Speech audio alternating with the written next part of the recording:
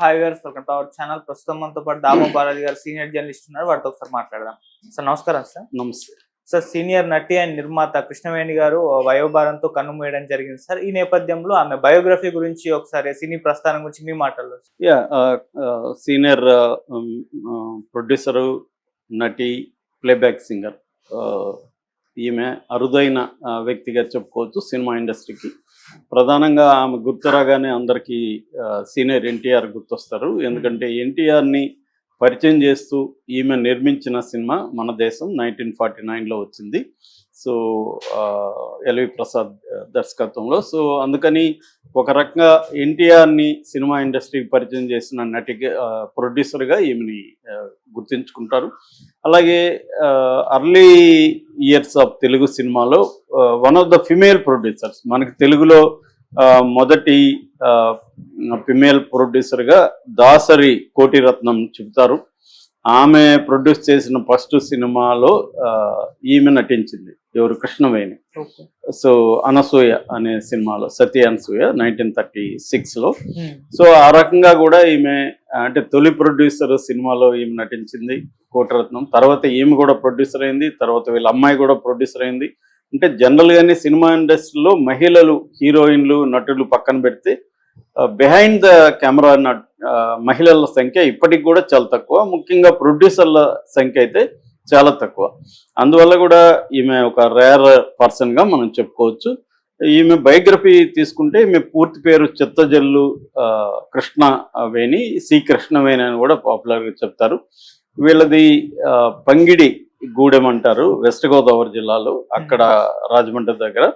So ఈమె 24 December 1924లో పుట్టింది. అంటే 102 ఏళ్ళు ఇప్పుడు ఆమె చనిపోయే టైంకి. సో 102 ఏళ్ళు ఆమె 101 సంవత్సరం చాలా సంపూర్ణమైన జీవితం అని చెప్పచ్చు. సో ఈ మధ్య కాలంలోనే ఆమెతో ఒక 1 year 2 years బ్యాక్ చాలా ఇంటర్వ్యూలు కూడా మనం యూట్యూబ్ ఛానల్ వచ్చినాక ఆమెను వెతికి పట్టుకొని మరి ఇంటర్వ్యూలు చేస్తారు.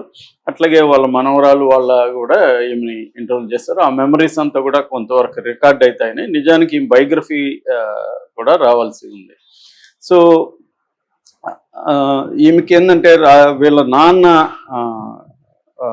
డాక్టర్ కృష్ణారావు, ఆయన అక్కడ ఒక రాజ ఆస్థానంలో పనిచేసేవాడు. అట్లాగే ఒక ప్రైవేట్ క్లినిక్ కూడా ఉండేది. ఆయన ఈ అమ్మాయిని కూడా చదివించాడు. తర్వాత వీళ్ళ బావ ఉండేవాడు. ఆ బావ అప్పుడు నాటకాలు ఎక్కువ జరిగేవి, పద్య నాటకాలు ఉండేవి. పద్య నాటకాలకి ఈ అమ్మాయిని కూడా పిలుచుకొని వెళ్ళేవాడు. అలాగా ఈమెకి పాటలు, పద్యాలు పాడడం అనేది వాళ్ళ బావ అలవాటు చేశాడని తను ఇంటర్వ్యూలో చెప్పుకుంది. తర్వాత మెల్లమెల్లగా ఆ నాటకాల్లో కూడా ఈమె యాక్ట్ చేయడం మొదలుపెట్టింది. ఇలాగ యాక్ట్ చేస్తున్నప్పుడు ఈ సతీ అనసూయని పుల్లయ్య గారు తీయాలనుకున్నప్పుడు, ఆయనకి ఈ బాలనటులు కావాలి అనుకున్నప్పుడు ఎవరో ఇక్కడ చెప్పారు ఇక్కడ ఉందని. దాంతో ఆయన రేలంగి, కమెడియన్ రేలంగిని ఇక్కడికి పంపించాడు. పోయి ఆ అమ్మాయిని తీసుకురమ్మంటే ఆయన వచ్చి మాట్లాడి ఈ అమ్మాయిని తీసుకొని వెళ్ళారు. అలాగా అప్పట్లో ఏంటంటే మనకి కలకట్టా, కొల్లాపూరు, ముంబై ఈ ఏరియాల్లోనే స్టూడియోలు ఎక్కువ ఉండేవి. అక్కడే షూటింగ్లు, తెలుగు సినిమా కూడా అక్కడే ఎక్కువ జరిగేది బిగినింగ్లో. అలాగే ఈ అమ్మాయిని మిగతా వాళ్ళని కూడా కలకట్టా తీసుకెళ్ళి అక్కడ వాళ్ళకి ట్రైనింగ్ ఇచ్చి అక్కడ యాక్ట్ చేయించారు అనమాట. అలాగే ఈమె రంగప్రవేశం చేసింది. దాని తర్వాత చెన్నైకి షిఫ్ట్ అయ్యారు. చెన్నైలో ఉండి ఆమె కొన్ని సినిమాలు కూడా చేస్తూ వచ్చింది. దాని తర్వాత ఈ మీర్జాపురం జమీందార్ అంటారు. మీర్జాపురం అంటే నూజివీడు, కృష్ణా జిల్లాలో ఉంటుంది. నూజివీడు దగ్గర. ఆ నూజివీడు కృష్ణా జిల్లాలో ఉండే మీర్జాపురం జమీందార్తో ఈమెకి రెండో పెళ్లి జరిగింది. యాక్చువల్గా మీర్జాపురం జమీందార్ పేరు మేకా వెంకటరామయ్య అప్పారావు బహదూర్. వీళ్ళు ఏంటంటే వెలమదొరలు అనమాట. సో ఈయన చిన్నప్పటి నుంచి కూడా మద్రాసులో, అప్పట్లో మద్రాసు అనేవాళ్ళు, మద్రాసులో పెరిగాడు. ఆయన ఆల్రెడీ ఆయన 1896 76 మొత్తానికి దాదాపు 96 అనుకుంటా, 1896 బోర్న్ ఆయన. సో ఆయనకి ఈయనకి 28 ఏళ్ళు తేడా. ఆయనకి ఆల్రెడీ పెళ్ళయి ఒక 4 పిల్లలు, 2 ఆడపిల్లలు, 2 మగపిల్లలు. అయితే ఆయనకి ఈమె అప్పటికే పెళ్ళయి 4 పిల్లలు అయినాక వాళ్ళ మొదటి భార్య రాణి గారు ఏంటంటే ఒక రకమైన సన్యాసం తీసుకున్నారు.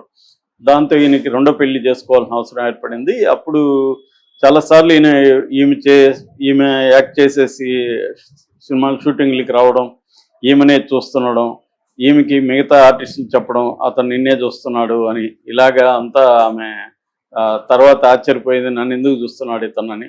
సో అలా ఆయనకి ఈమె నచ్చి ఈమె ప్రపోజల్ చేయడం, వాళ్ళ పెద్దవాళ్ళతో మాట్లాడడం, ఆమె కూడా ఒప్పుకుంది.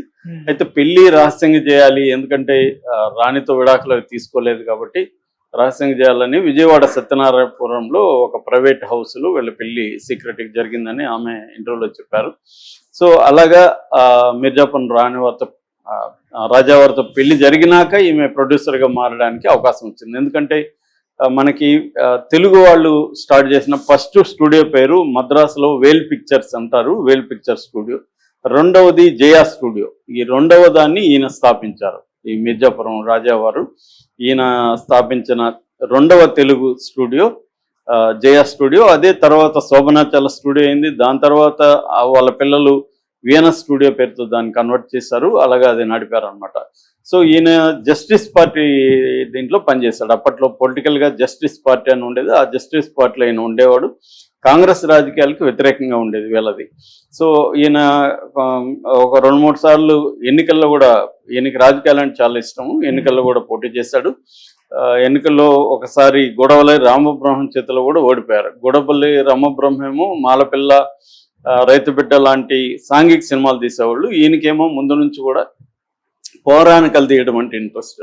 ఎందుకంటే అప్పట్లో బ్రిటిష్ వాళ్ళ కాలంలో 1918లో సినిమాటోగ్రఫీ యాక్ట్ వచ్చింది. సినిమాటోగ్రఫీ యాక్ట్ ఏం చెప్తుందంటే సినిమాల్లో కానీ నాటకాల్లో కానీ రాజకీయాలు చర్చించడాన్ని బ్యాన్ చేసింది అనమాట.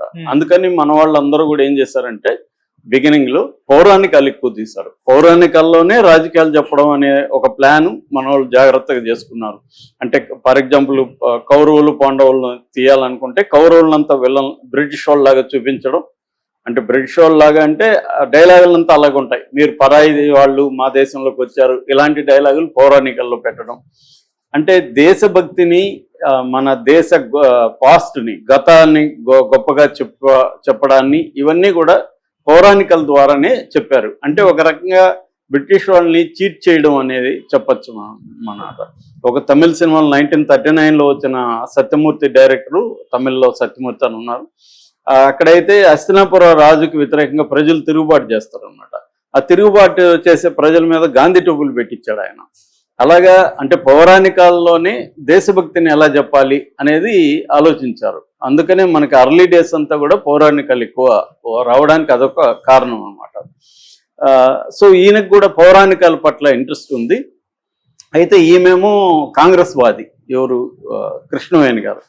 ఆమె ఈయనకి రాజకీయ సినిమాలు తీయడం ఇష్టం లేదు, కానీ ఆమె ఈయన్ని ధిక్కరించి రాజకీయ సినిమాలకి రంగం చుట్టి మన దేశం ఈమె ఆయనకి చెప్పకుండానే స్టార్ట్ చేసింది.